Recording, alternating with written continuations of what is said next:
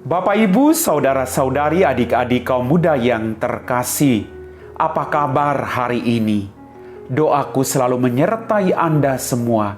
Apapun situasimu, tetaplah percaya bahwa Tuhan tidak pernah meninggalkan kita semua.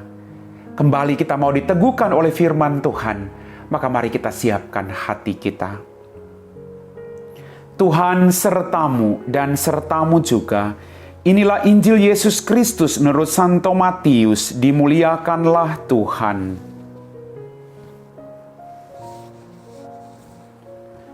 Pada suatu hari Yesus kembali ke tempat asalnya. Di sana ia mengajar orang di rumah ibadat mereka. Orang-orang takjub dan berkata, "Dari mana diperolehnya hikmat itu? Bukankah dia itu anak tukang kayu? Bukankah ibunya bernama Maria dan saudara-saudaranya Yakobus, Yusuf, Simon, dan Yudas? Dari manakah diperolehnya semuanya itu?" Lalu mereka kecewa dan menolak dia. Maka Yesus berkata kepada mereka, "Seorang nabi dihormati di mana-mana kecuali di tempat asalnya dan di rumahnya." Karena ketidakpercayaan mereka itu, maka Yesus tidak mengerjakan banyak mujizat di situ. Demikianlah sabda Tuhan. Bapak, Ibu, saudara-saudari, adik-adik kaum muda yang terkasih. Dalam Injil Matius pada hari ini, kita mendengar bahwa salah satu kelemahan kita manusia adalah mudah menghakimi dan menilai seseorang hanya dari penampilan luar atau bertumpu pada masa lalu dan latar belakang keluarganya. Kadang sering terjadi demikian.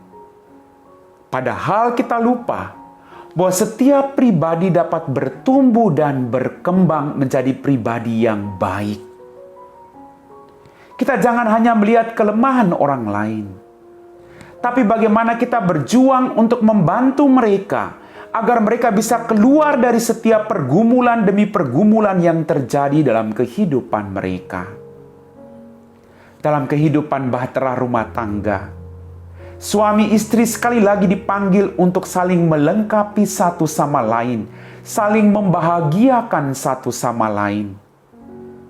Maka panggilan kalian bukan melihat kelemahan dari pasangan masing-masing, tetapi berjuang untuk saling melengkapi satu sama lain menjadi pasangan yang luar biasa bagi kebahagiaan keluargamu masing-masing. Bapak, Ibu, saudara-saudariku yang terkasih, kadang orang menilai kita dari masa lalu yang telah kita hadapi. Orang lupa bahwa setiap pribadi mampu diubah oleh Tuhan. Setiap pribadi mampu bertumbuh menjadi pribadi-pribadi yang lebih baik. Mungkin masa lalunya penuh dengan kekelaman, tapi ketika dia ditangkap oleh Tuhan, ketika dia memperbaharui hidupnya, ketika dia bertobat, maka dia bertumbuh menjadi pribadi-pribadi yang luar biasa. Salah satu contoh Santo Paulus. Kita tahu latar belakang Santo Paulus. Orang tidak percaya, loh dia itu kan pembunuh pengikut Kristus. Bagaimana mungkin dia bisa menjadi pewarta Kristus sendiri?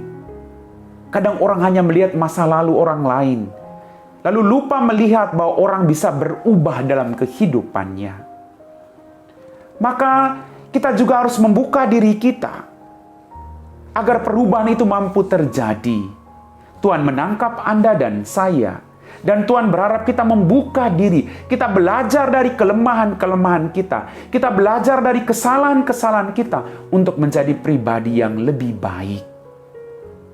Bapak, Ibu, saudara-saudari, adik-adik kaum muda yang terkasih. Kadang juga orang menilai kita dari latar belakang keluarga kita. Kadang orang mengatakan, buah tidak jatuh jauh dari pohonnya. Tapi dalam kenyataannya, berbeda sekali. Orang tuanya mungkin pemabuk, tapi anaknya tidak pemabuk. Orang tuanya malas berdoa, tapi anaknya sungguh luar biasa rajin berdoa. Bahkan ada yang menjadi biarawan. Maka sekali lagi, jangan menilai seseorang dari latar belakang keluarganya. Setiap pribadi punya masa depan. Setiap orang berdosa juga punya kesempatan untuk bertobat menjadi pribadi yang lebih baik. Maka mari, kita tidak hanya berjuang untuk menilai orang dari latar belakangnya, tapi melihat bagaimana perjuangan orang itu, pribadi itu, untuk bertumbuh dan berkembang menjadi pribadi-pribadi yang lebih baik. Bapak, Ibu, saudara-saudari, adik-adik kaum muda yang terkasih, kadang kita sering tidak sadar bahwa manusia itu bertumbuh, manusia itu berproses, dan bahkan mampu mengalami transformasi hidup.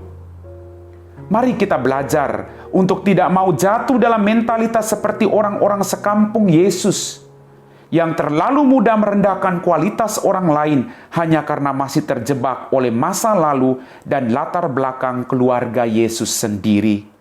Orang yang seperti itu akan sulit mendapatkan hal-hal baru yang mencerahkan kehidupan. Mari kita semua pribadi-pribadi yang diberkati.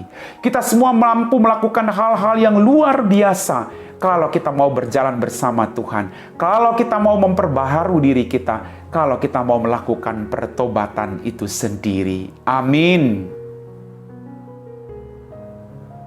Bapak, Ibu, saudara-saudari, adik-adik kaum muda yang terkasih, kita telah diteguhkan oleh firman Tuhan. Kita diajak untuk tidak menilai orang lain dari masa lalunya, tapi melihat bagaimana orang itu bisa bertumbuh dan berkembang menjadi pribadi yang luar biasa. Semua orang punya masa lalu, tapi semua orang juga punya masa depan yang diberikan oleh Tuhan.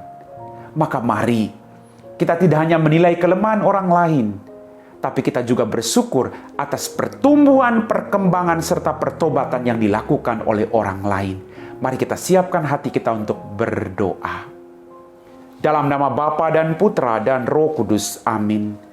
Ya Tuhan, Allah Bapa kami dalam kerajaan surga, terima kasih Tuhan atas firman-Mu yang selalu meneguhkan iman kami. Terima kasih atas rahmat kehidupan dan kesehatan sukacita berlimpah. Terima kasih untuk apapun yang boleh kami terima dengan cuma-cuma. Allah yang Maha Rahim, ampunilah semua dosa-dosa kami sampai saat ini Bapa. Bantulah kami, agar dalam kehidupan kami tidak hanya melihat kelemahan orang lain, tapi juga bersyukur akan keberhasilan orang lain dalam kehidupan mereka. Berkatilah orang-orang sakit. Berkatilah orang-orang yang sedang bergumul dengan persoalan berat dalam kehidupan mereka. Kau jamah mereka satu persatu, dan berikanlah mereka kelegahan dalam kehidupan mereka. Berikan kami semua rahmat kesehatan. Kami puji Engkau Bapa, kini dan sepanjang segala masa. Amin. Tuhan sertamu dan sertamu juga. Semoga kita sekalian diberkati oleh Allah yang Maha Kuasa, dalam nama Bapa dan Putra dan Roh Kudus. Amin.